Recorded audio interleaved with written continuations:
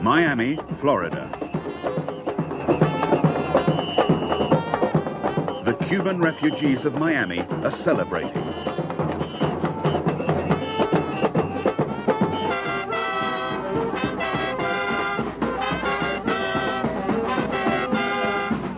Ever since Castro seized power in Havana, Cubans have flocked to the city. But life here isn't always a carnival. A few miles from the festivities, a body is hauled out of a canal.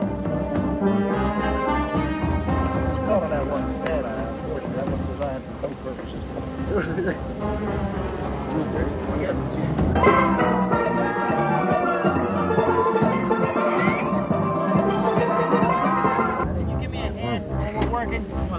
This ain't a sheet. This is a quilt.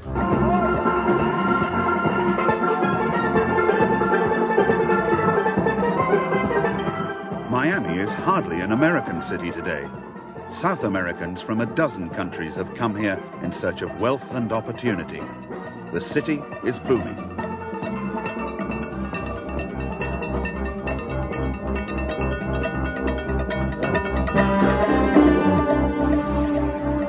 It's booming for the homicide squad, too. They handle 10 murders every week.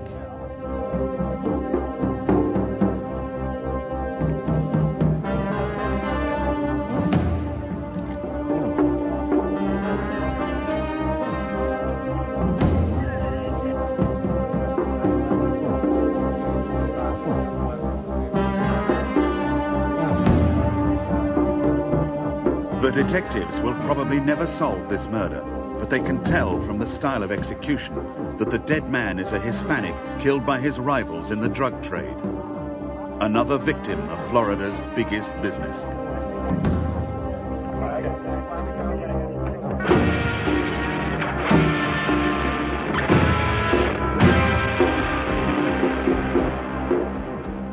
Last year in our community we had 580 murders.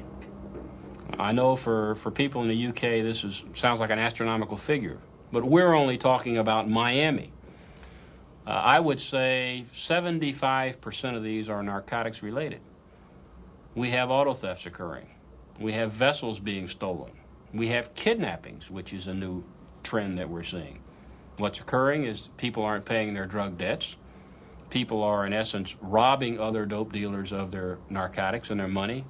And in retaliation, they're kidnapping these people, holding them for ransom. And if they don't pay up, they kill them. The dope dealers murder their rivals and their women too. The victims are usually Latin Americans. But in Miami's drug war, there is another army. The cops who have to fight the dealers.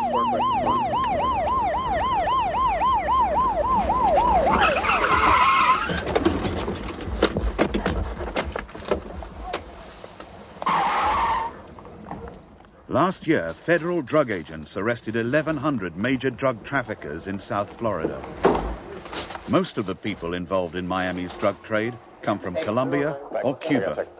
I want the two things addressed. Wait a minute. There's kids in there and everything. All right? Let me get there, Paul. Could you get your bad hand? Oh, okay. Hey, back here. Right over here. Stand right there. All right. You speak English? ¿Habla inglés? Okay, just... Okay, somos agentes federales. Okay? Cálmese. In these plastic sacks, the agents found hundreds of pounds of marijuana destined for the streets of America's cities.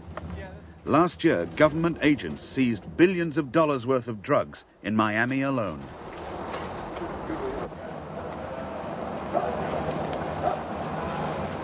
¿Tiene otras pistolas?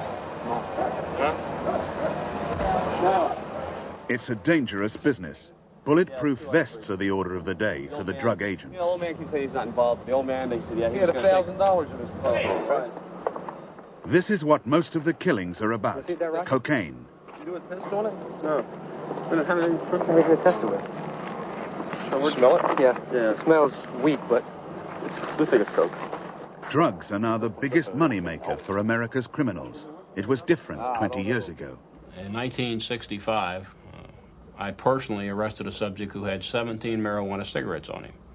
It made headlines. They called the newspaper out. They called district commanders out, people to come see this large narcotic seizure.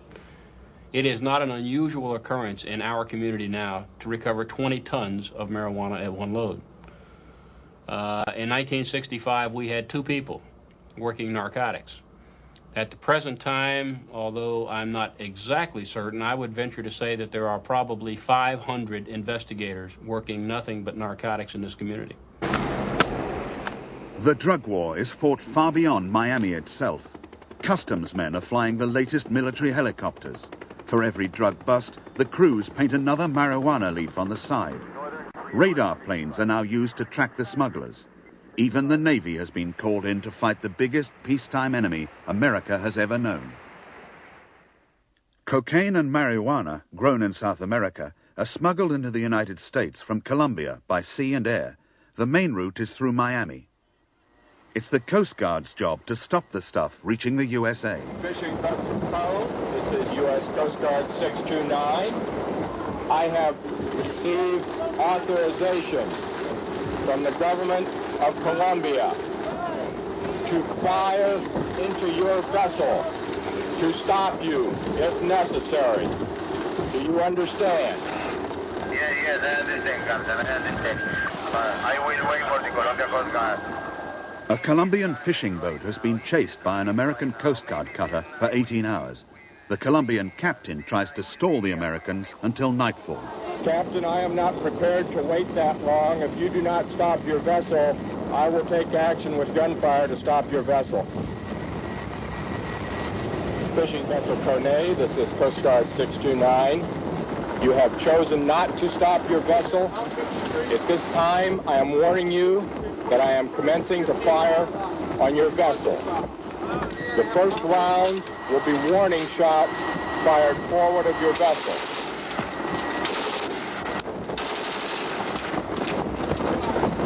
Fishing Vessel Kone, this is Coast Guard Cutter Decisive, Coast Guard Cutter Decisive. Captain, that was your last set of warning shots. That was your last set of warning shots. As much as I dislike doing this, I am going to have to fire into your vessel. I will be firing into the after part of your vessel. I encourage you to have all personnel forward of the pilot house. Have all personnel forward of the pilot house. I will fire at your vessel only as long as it takes to bring your vessel to stop. I do not desire to destroy your vessel. With their boat heavily laden with marijuana, the Colombians decide to take their chances. all right. Getting hit. Got smoke, got smoke. Woo! All right! See ya.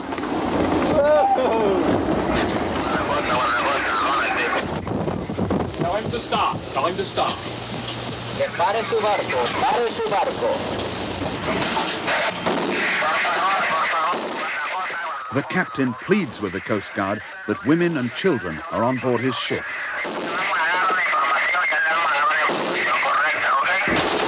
He says, please, stop. Tell him to stop and I will stop. Si usted padre. Stop him. Tell him that's a very wise decision.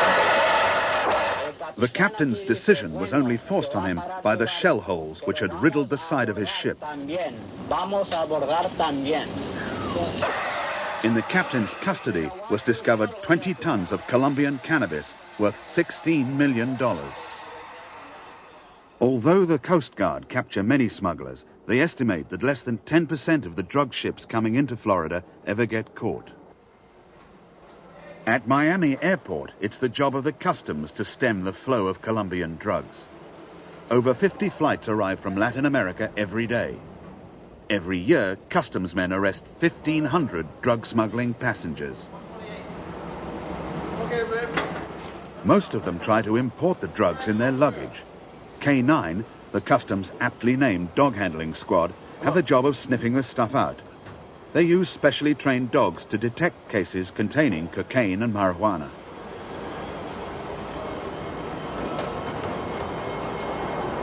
Find it.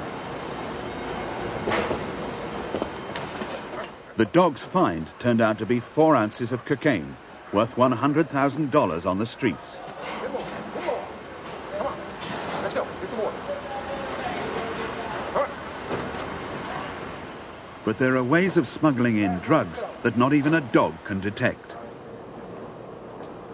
This is a 21-year-old man who was found dead in a motel room near the international airport here in Miami. We didn't really know much about him. There was a passport present there which indicated that this was a 21-year-old Colombian male who had recently arrived in Miami, and he had a ticket for Los Angeles, California. We brought him back to our office and did take one x-ray of his abdomen, and what we found were numerous foreign objects, as indicated by these arrows, rather dense objects scattered throughout his entire gastrointestinal tract. When I performed the autopsy subsequently on him and I opened up his stomach, we found numerous packets of cocaine inside this man's stomach. Altogether, we had 33 of them in there, and if you'll notice the white material here scattered around the stomach and so forth, that was very pasty white material. This was cocaine. What he actually had altogether was 64 packets of cocaine. The cocaine itself was packed in a thin plastic container and then wrapped numerous times with the tips of surgical gloves and then tied. And one of these broke open, which is actually what killed him. Altogether, there were 64 packets we recovered, totaling about 550 grams of cocaine, which we analyzed as about 85% pure. The total street value would be in the neighborhood of $25,000 to $30,000 had he been able to retrieve these and subsequently sell it to a wholesale drug dealer. Narcotics traffickers are reasonably sophisticated criminals who kill by the same types of methods. They're also very ruthless. They will think nothing, for example, of going into a house and simply executing everybody there. They tend to use machine guns. They can purchase them as semi-automatic weapons and in a few minutes convert them to fully automatic weapons, such as the MAC-10 or the MAC-11 type machine gun. Colombian cocaine cowboys show no mercy. Many of their victims are tortured before being killed. Mass murders are frequent. Rivals and informers are all slaughtered, and often their families too. Valuables are left on victims' bodies to show they weren't killed by robbers. A woman has money shoved between her legs to brand her as a thief or a traitor.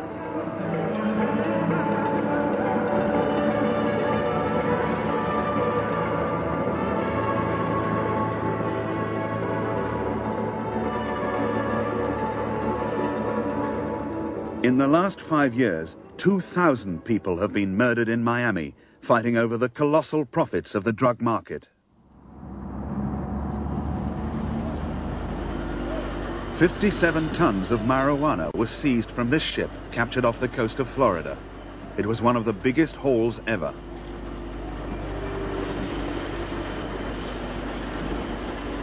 Had this cargo reached the 30 million Americans who smoke cannabis regularly, it would have made $92 million.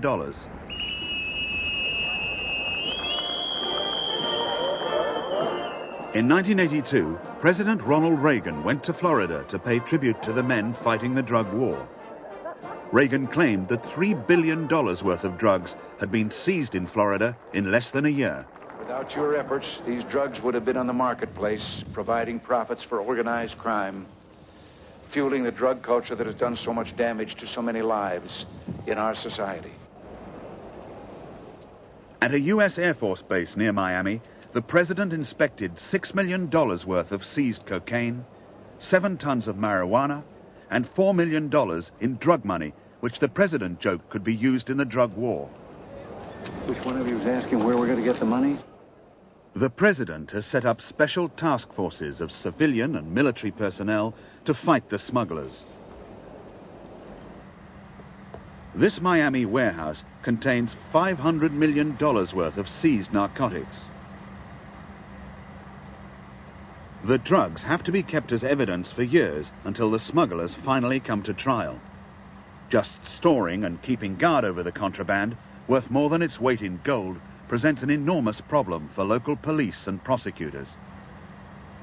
I have a room where I can't put any more narcotics in it.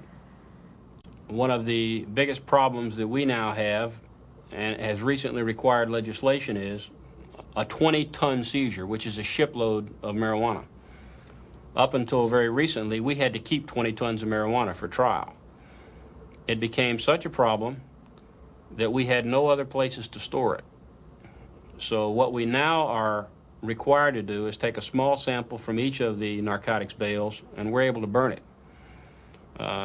It's such a problem that we have to take tractor-trailer loads of marijuana on a monthly basis to confidential locations and then burn the marijuana, because other than that, we don't have anywhere else to store it. Cocaine, I've got a safe.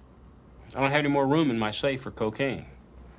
And ours is a relatively small agency when you consider some of the major police agencies, local police agencies.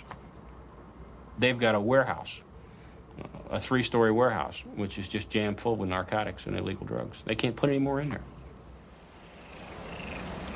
100 miles north of Miami, the local incinerator was built to consume the rubbish of a thinly populated rural county. Now it's used to destroy hundreds of tons of marijuana every year. The marijuana burns at such a heat that the incinerator has to be doused with water to cool it down. But however much marijuana Florida destroys, local sheriffs and police are overwhelmed by the wealth and resources of the smugglers. What I'd like to see is have the resources to combat these smugglers. They are well-financed, and they just have us outnumbered, out-financed, and we simply cannot compete with them. Every night, the sheriff's men patrol Martin County, Florida, by boat and car, looking out for drug smugglers trying to sneak up the county's creeks and rivers. They carry submachine guns to protect themselves against the smugglers.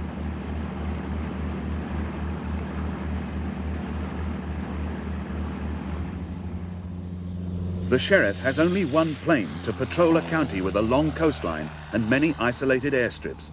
It's a smuggler's paradise. The sheriff and his men get wind of a drug delivery from Colombia. It's coming into a ranch in 2 planes. They capture one plane. The other plane is still waiting to land. The sheriff looks for the switch to turn on the landing lights. He orders the pilot he's already captured to talk the second plane down. How about getting on that radio and talk that plane in? This is Indian Town. Come in. Come in. Who you calling? Elliot, come on in. You want me to go home? Negative. Come in and help us with this engine. What are all the lights everywhere? Some assistance to try and help start the plane. We've got trouble with the engine. Will you come in and help us get out of here? Okay, you gotta understand, I'm looking at about 5 vehicles. That's affirmative. That's affirmative. They're ours. They're ours. Okay, tell me who you're talking to. Elliot, come on in, will you? It's Frank. But Elliot never did come in. Suspecting a trap, he flew off with his valuable drugs cargo. Although one plane has got away, the sheriff has had a good night. He's made 3 arrests and he's confiscated the drug smuggler's plane, a $400,000 aircraft he'll use against smugglers in future.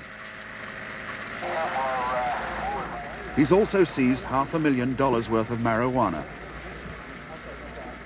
It's high grade, a load that would have made the smugglers a 1,000% profit on the trip.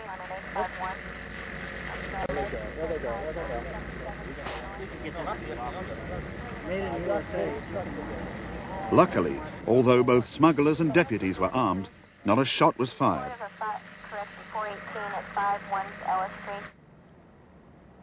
On an airfield near Miami, hundreds of seized aircraft are stockpiled until they're sold off at government auction. Every year, planes worth millions of dollars are confiscated from drug smugglers. It's said that some planes have been bought back by the same smugglers from whom they were first seized.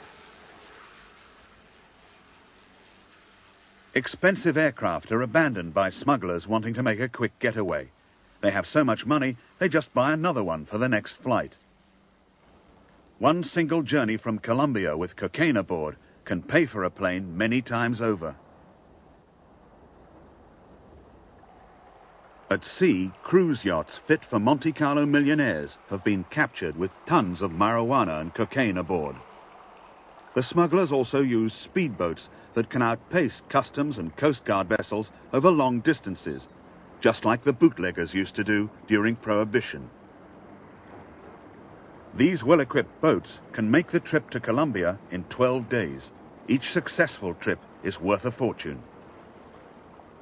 I think one of the biggest problems that we face here is that the narcotics dealers are making so much money that they don't know what to do with their money.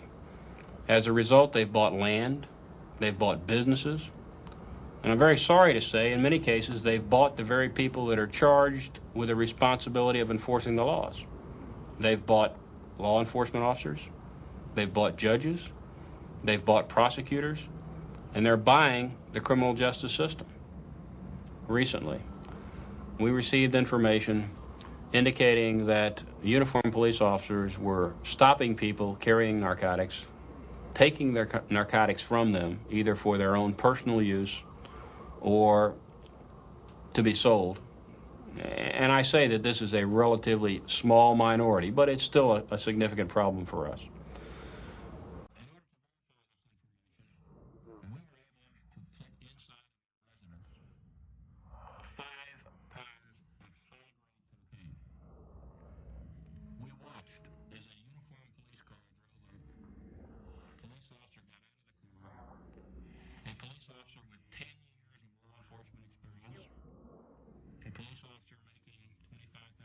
A year, who along with another police officer, his boss, I might add, went to the various residence, broke in the door, and took cocaine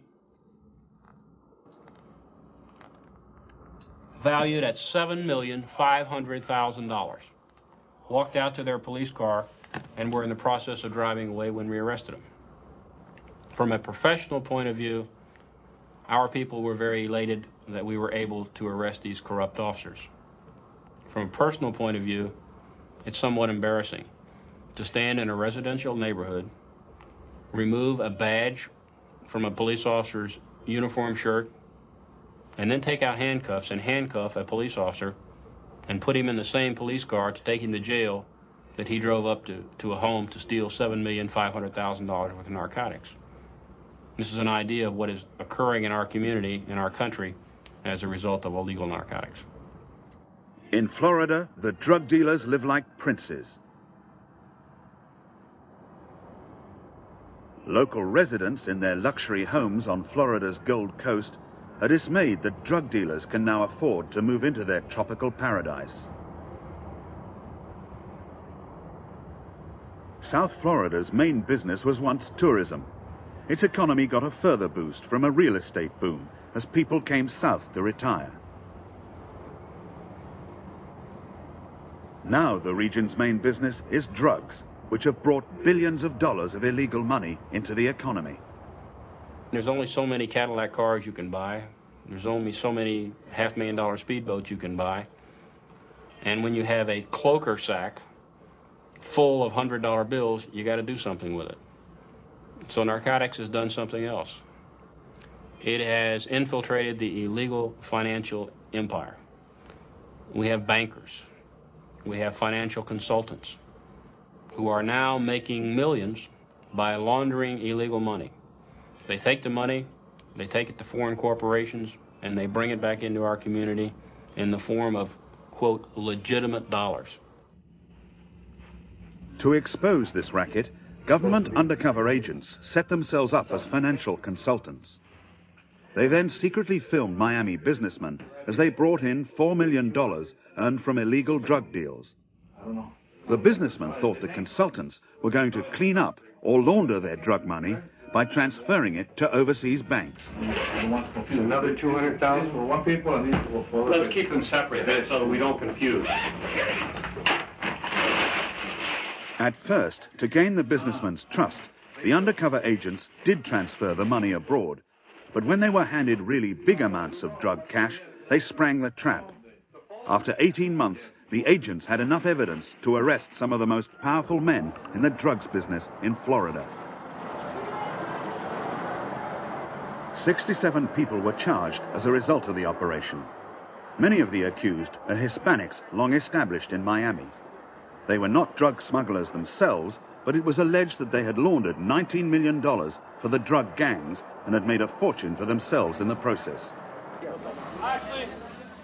They included bankers, doctors, lawyers, even a county prosecutor. The large number of convictions in the case revealed a Hispanic criminal organization in South Florida with connections as powerful as the Mafia has built up in the rest of the United States. We have a new type of organized crime down here. We have an element as volatile, as dangerous as the traditional type of figures, with structures as complex as the original type figures, whose primary business is no longer loan sharking, gambling, prostitution, but is strictly narcotics and its related crimes. They may be blacks, they may be Latins, they may be Colombians, with as sophisticated a structure as any organized crime family. So do the Colombians, Cubans, and blacks represent a threat to the Mafia?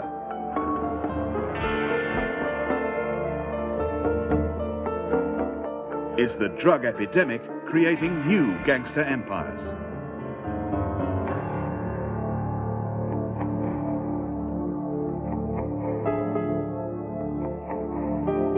Is there a new Mafia about to destroy the old? Heroin dealers on the streets of New York.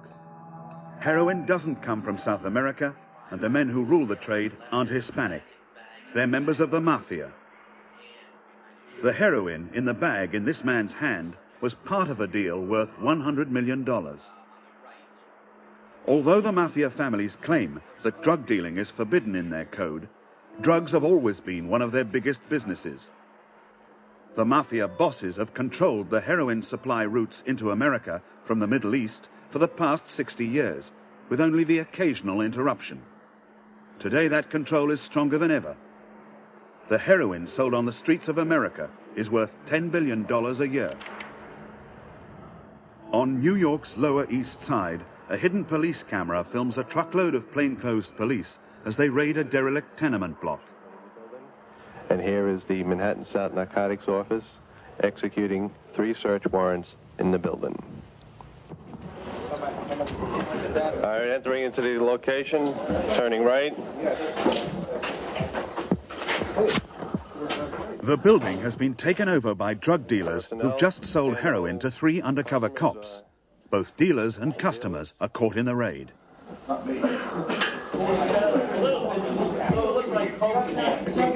Okay, we're still videotaping the contraband that was seized.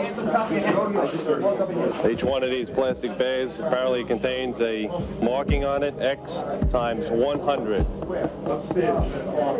Each one of them has a marking, X times 100. Apparently, each bag here contains 100 decks and hypodermic needles. The other bags contain tin foils, normally packaging cocaine. Cocaine, cannabis, heroin.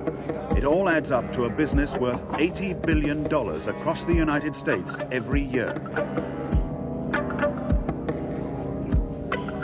The profits are immense, and so is the cost in lives and human misery. This customer, his veins so injured and infected by heroin injections, may not have much longer to live.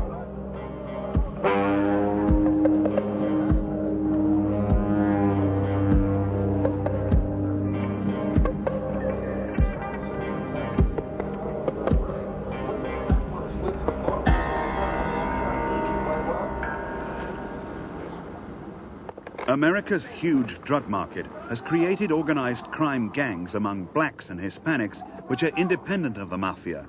But can they compete with the Italian-American crime families? These people have no continuity. There is nothing there where they don't have any organization.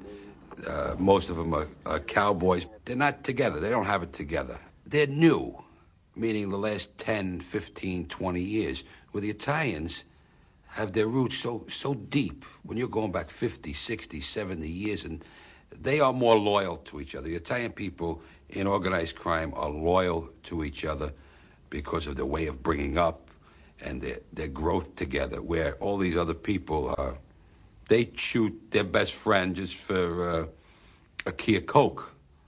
With the Italians, they wouldn't do this. And that's the difference. Colombian crime family, the ones that are importing cocaine from Colombia into the United States, they do not have the traditional discipline and the organized crime structure of the 5 organized crime families that we have here in New York. And they lack in organizational structure, and they lack in discipline.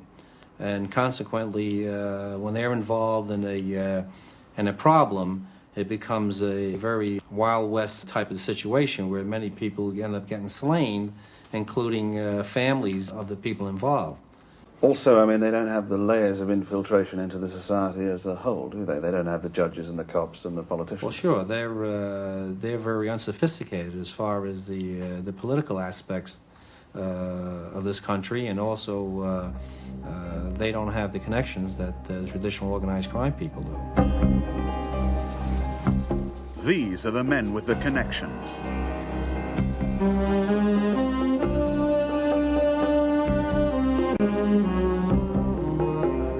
These are the godfathers.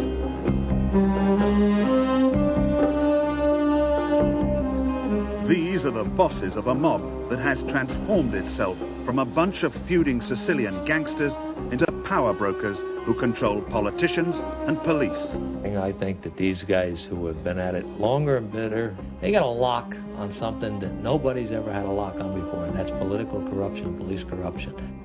Those guys couldn't operate, and I'm talking about your traditional organized crime, 2 months without police corruption and political corruption. It is impossible, but they got the lock on it. And that's why when you're talking to me like Colombian dope gangs and everything else, unless you got that lock, you're not going to survive, and they got it. That lock on corruption can be as important to the mafia as their use of violence. Today's mafia bosses look like respectable businessmen. When a mafia man's in legitimate business, he can display his wealth. He can pass himself off as a pillar of the community, while still running his criminal enterprises.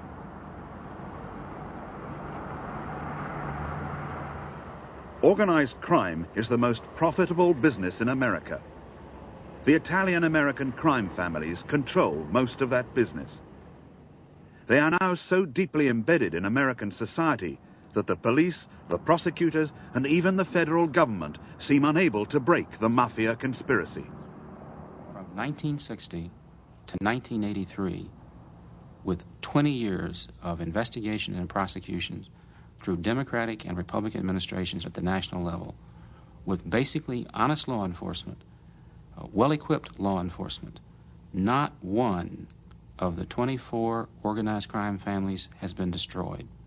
Repeat, not one of the major organized crime or minor organized crime families has been destroyed. They're all alive and well and doing very well.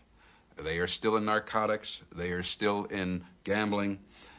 They are still fending their money and using their strong-arm tactics and their muscle in various legal businesses and other enterprises. Today, of course, there's a new industry. They're big in pornography. They're big still big in labor, in the vending machine business. And, of course, I would say in the area of narcotics, the totality of the picture has changed. For the first time now, they have some muscular rivals in the way of the Colombians and the Cubans, who are importing and distributing cocaine and marijuana throughout the United States. I would say that the Mafia still pretty much has the handle on the importation of and distribution of heroin to the United States. They have rekindled the old Sicilian connection, and that is one of the main sources from raw materials coming out of the Middle East and Iran, Pakistan, Afghanistan area. The opium poppy, for thousands of years a source of pain relief. Since ancient times, farmers have harvested its milky fluid by cutting open the poppy's seed pod. Today, the raw opium that is harvested in Iran, Pakistan, and Afghanistan is converted into morphine and smuggled out to meet an ever-increasing demand. Much of the morphine is transported to Sicily, where the Mafia turns it into pure heroin. It is then smuggled into New York by Sicilian mafiosi who have time-honored links with their American counterparts, as recent trials have proved. I can simply tell you that a large number of the defendants who have been tried for heroin smuggling here in New York, where the heroin has been coming from Italy, are native-born Sicilians, either living here in the United States or traveling to the United States from Italy with the heroin. When we see cases, and there have been some in New York, in which members of the same family are operating both here in New York in terms of receiving the heroin and in Italy in terms of shipping the heroin, you have to say that if family members are involved, you have a closer network than you might if you had two strangers involved. It's a more organized venture between Italy and the United States. Is there any other overlap, for instance, city or town or village that these people come from? Frequently. Frequently, you will have a case in which people are not related by blood, but in which investigations show you that a number of the defendants were all born in little villages in Sicily, Trapani, Bagheria, Villa Grazia di Carini, a number of defendants who've taught us the names of those towns.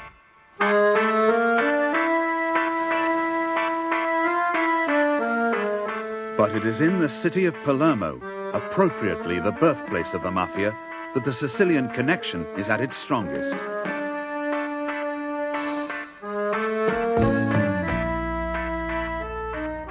In an inconspicuous villa, the police stand guard over the latest heroin processing laboratory to be discovered in the Sicilian capital. Hundreds of pounds of morphine base imported from Asia have been discovered as a result of a tip-off. Expert chemists have been processing it into heroin worth millions of dollars on the streets of America, 200 times what it cost the Mafia to buy. Until the 1970s, the only criminal chemists who could do this work were Frenchmen. Today, the Mafia doesn't need that French connection anymore.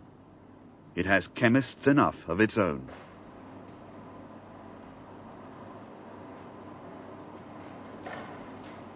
The police have captured the entire paraphernalia of a massive heroin smuggling ring, including an arsenal of guns to defend the laboratory not only against the police, but against rival mafiosi who might try to kill the operators and take over their racket.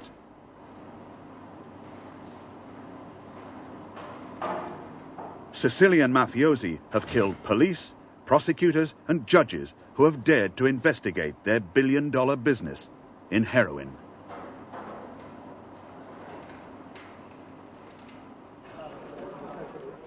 After one big heroin seizure, 60 mafiosi were arrested in New York and Sicily on charges of making or distributing heroin. They included men working with some of the most notorious mafia crime families, active on both sides of the Atlantic. Above all, the Gambino family of New York. The American Mafia's old Sicilian connection was shown to be as strong as ever. These Sicilians were accused of taking part in a conspiracy which was smuggling heroin out of Palermo to New York.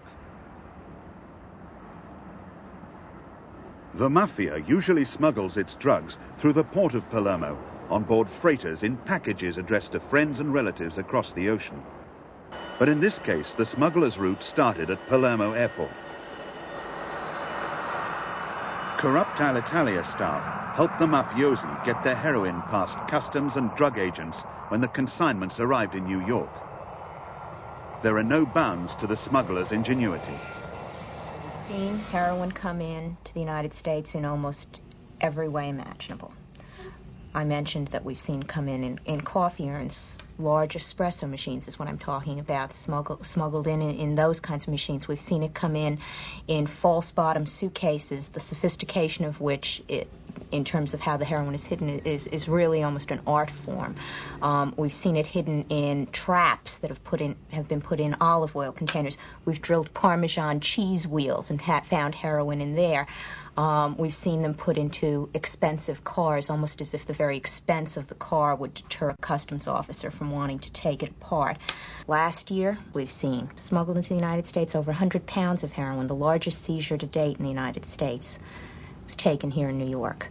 Before that, in 1981-82, we had a number of seizures of 30 pounds, 40 pounds at a time, and yet I think anyone in law enforcement would tell you that that's a very, very small percentage of what the law enforcement officers estimate is coming into the country. And so when you talk about the market, you're talking about a tremendous, tremendous market for heroin in this country.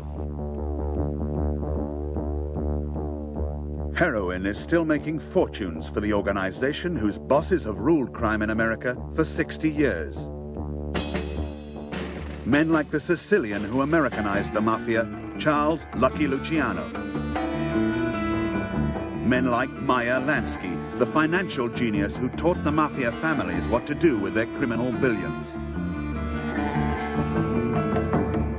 Men like Vito Genovese, the killer who reinstated heroin as the #1 racket.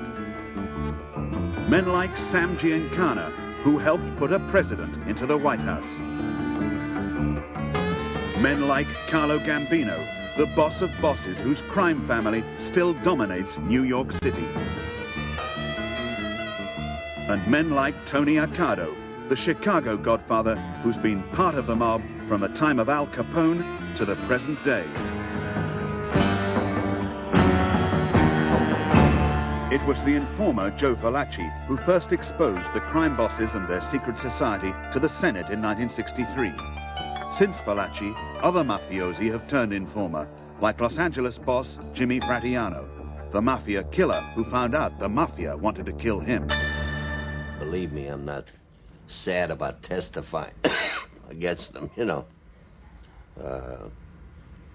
Like I say, the thing is no good, you know. It's just a guy that thinks that this organization is something good, they're crazy. Believe me. Like I say, if I knew what I knew today, they'd have never got me in no organization like this, believe me. Herbie Gross, the Jewish fixer for the Mafia, who turned informer when the bosses turned against him. I used to walk my cell and literally bang my head against the wall. Smart Herbie, what the hell did you let yourself into? These are animals.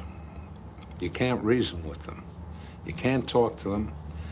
You can't even expect them to follow the rules, their rules. And I'm dead. I figured I'm dead because if worse comes to worse, whatever the final bottom line is going to be, they'll throw the Jew to the wolves. Ray Ferrito, the hitman who waits for the Mafia's revenge. He wishes he had never betrayed them. Now that I'm out and I'm back home and see what's happening to me, you know, not only financially, but family-wise, what it done to my family, my children, my brothers, my sisters, you know. to me, death would have been much better. Ralph Picardo, the racketeer who turned against the Mafia but understands its deep-rooted appeal. People like it.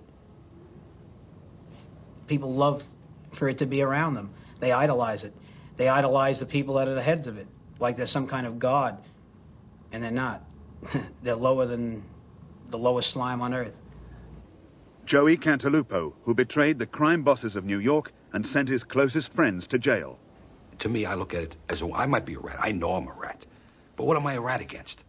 I'm a rat against the bad. The people, the bad people in this world. To me, I did something good. I hurt these people who corrupt and hurt millions and millions of people. I've only done good. What do you think lies ahead for you personally? You know, you've been through all this now. Nothing. Just want to get out of here and live my life as much as I can. I mean, you have a family life to look forward to. That's correct, yeah. And do you think these guys will chase you all around the world? If they find you, I don't think they're going to look for you. But let them find me. I'll take my chances. It's better than being dead, you know. If I'd have stayed out, I'd have been dead, right? So every day I'm living, I beat them out of something. You know, so... Now, do you think with so many people going into the federal witness program that have testified against organized crime, that this thing will eventually be diminished, or will it just grow? It never will be. The only thing that'll be diminished is the present people that are in a position of authority will be eliminated for another person to take over that other person's position. They'll just continuously be recycled. It'll never end. That's why they call it our thing, something that will survive as long as man is on Earth. A modern-day mafia boss is murdered by other mafia bosses. It's business as usual. For all its respectable fronts and influential connections, the mafia is still a conspiracy based on violence.